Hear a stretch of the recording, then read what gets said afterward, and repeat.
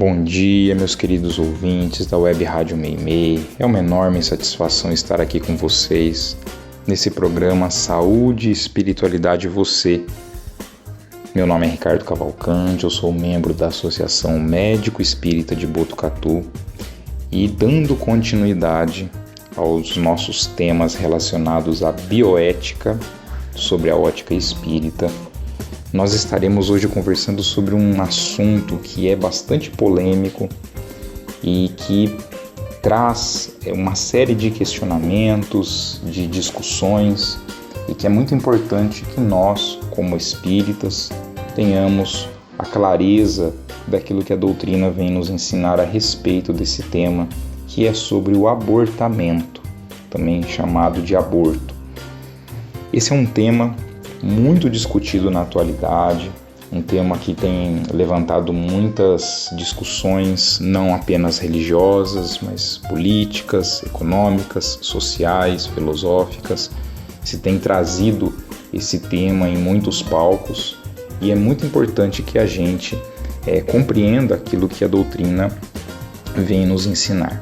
E para que a gente possa entender sobre o tema do abortamento, a grande discussão que tem havido na atualidade é se nós deveríamos, no Brasil, por exemplo, ampliar as possibilidades de prática do abortamento. Atualmente, no Brasil, o abortamento ele é legalizado para as situações em que existe risco de vida materno, então aquela gestação poderia levar à morte da mãe, e legalizado nas situações de estupro, em que foi uma agressão muito intensa para a mulher e ela poderia então praticar o aborto caso aquela relação produza uma gestação. Na doutrina espírita, essa discussão ela aparece nas obras da codificação, porque esse tema é um tema que já existe há muito tempo, já se discute há muito tempo, e Kardec ele trata disso no próprio Livro dos Espíritos. E para que a gente possa compreender melhor, é importante primeiro nós entendermos em que momento inicia a vida. Se nós estamos aqui discutindo sobre o abortamento, se a gente deve ou não deve praticar o abortamento, se a gente teria esse direito ou não, nós precisamos primeiro entender quando que a vida começa, quando nós iniciamos a vida. Perante a nossa sociedade existem inúmeras definições para isso, mas a doutrina espírita nos deixa muito claro na questão 344 do Livro dos Espíritos de que a vida física se inicia no momento da concepção, ou seja, no momento em que o espermatozoide, produzido pelo homem, encontra o óvulo produzido pela mulher, e em geral isso vai acontecer dentro da tuba uterina.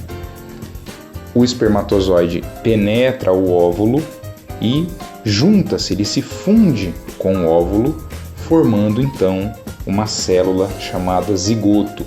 Essa célula é uma célula que já é um indivíduo diferente da mãe e do pai. Ele não é mais nem a célula que pertence à mãe e nem é mais a célula que pertence ao pai. Ele já é uma célula diferente, formada pela mistura dos dois. Os espíritos dizem a Kardec que é neste momento que forma o zigoto que nós já temos a ligação do espírito que vai reencarnar. Nós sabemos que o espírito, ele pré-existe à vida física. Nós fomos criados há muito tempo, lá atrás, como espíritos simples e ignorantes, estamos numa jornada evolutiva, e nessa jornada evolutiva nós já encarnamos muitas vezes, já passamos muitas vezes pelo processo reencarnatório. Então esta não é a primeira vida, também não será a última. Então nós pré-existimos a esta vida física. O espírito pré-existe à vida física, porque a nossa vida de origem, a nossa vida original, está no mundo espiritual.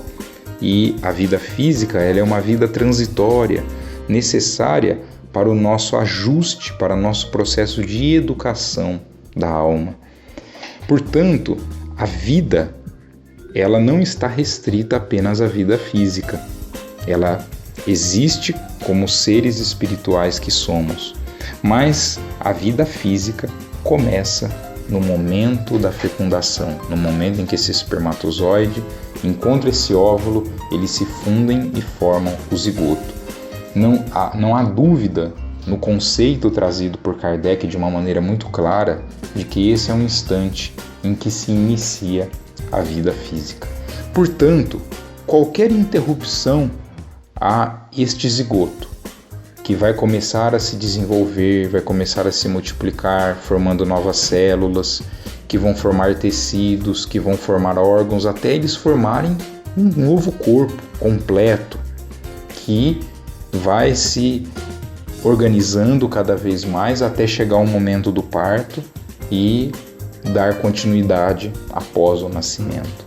Qualquer momento desse que nós interrompemos a formação deste corpo que se inicia no zigoto, nós estamos provocando uma interrupção da vida, se a vida se inicia no momento da fecundação. E a pergunta que nós fazemos aqui é: nós temos o direito de interromper a vida de alguém? De interromper a nossa vida? E aí nós procuramos uma outra questão que está no Livro dos Espíritos, a questão 880, em que Kardec pergunta o seguinte aos espíritos da codificação: qual o primeiro de todos os direitos naturais do homem? E a resposta que os espíritos dão é o de viver. Por isso é que ninguém tem o direito de atentar contra a vida de seu semelhante, nem de fazer o que quer que possa comprometer-lhe a existência corporal. Ou seja, o direito à vida, ele é um direito que todos nós temos. Todos os espíritos criados por Deus têm o direito de viver. Ele é o direito básico, ele é o direito primordial. Nós não podemos nem tirar o direito nós próprios, que a gente faria através do suicídio, e nem o direito de tirar a vida do outro, que nós faríamos através do homicídio, através da pena de morte, através da eutanásia ou através do abortamento. Portanto, é muito importante que a gente entenda esse conceito para entender o posicionamento que a doutrina espírita nos traz diante da questão do abortamento. O abortamento, nós estamos interrompendo uma vida. E esta consciência nós precisamos ter. Naquele contexto em que nós vamos interromper aquela vida, isso se justifica? Isso está coerente ou corresponde às leis naturais ou às leis divinas? É muito importante que nós façamos essa reflexão, porque existem uma enormidade de situações em que nós podemos praticar o abortamento. Existem muitas situações que vão nos conduzir a isso. Então, se nós pudéssemos classificar, poderíamos dizer da seguinte forma: existem aquelas situações chamadas de gravidez indesejada, que é aquela situação em que uma mulher fica grávida, mas não gostaria de ficar grávida. Então isso acontece de uma maneira muito frequente, por exemplo, com adolescentes que iniciam sua vida sexual e que acabam não tomando os cuidados necessários e engravidam, ainda adolescentes, no momento em que elas precisariam ter outras dedicações profissionais, em termos de estudo, no momento em que elas ainda não têm uma autossuficiência financeira. Então, é uma situação que gera muito problema na nossa sociedade. A gente tem a gravidez indesejada, que é daquela família que é socialmente muito vulnerável, que vive numa condição socioeconômica prejudicada e que uma gestação agrega mais custos, mais dificuldades para uma família que já está com muito problema.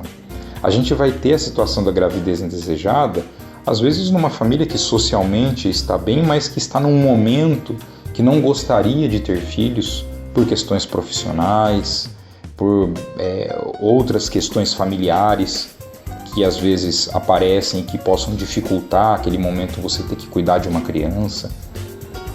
Você pode ter pessoas que têm uma gravidez indesejada porque tiveram, por exemplo, uma relação extraconjugal e acabaram não tomando o cuidado necessário, aquele casal, a mulher engravidou, mas ela não pode revelar aquilo porque ela tem um outro relacionamento, ou o indivíduo que tem uma relação, o homem que tem uma relação extraconjugal, mantém 2, às vezes 3 relacionamentos, acaba engravidando não a esposa, mas, entre aspas, a amante, aquela que tem a relação extraconjugal e não deseja, obviamente, ter aquele filho. Então a gente tem situações do dia a dia que nós identificamos como gravidez indesejada.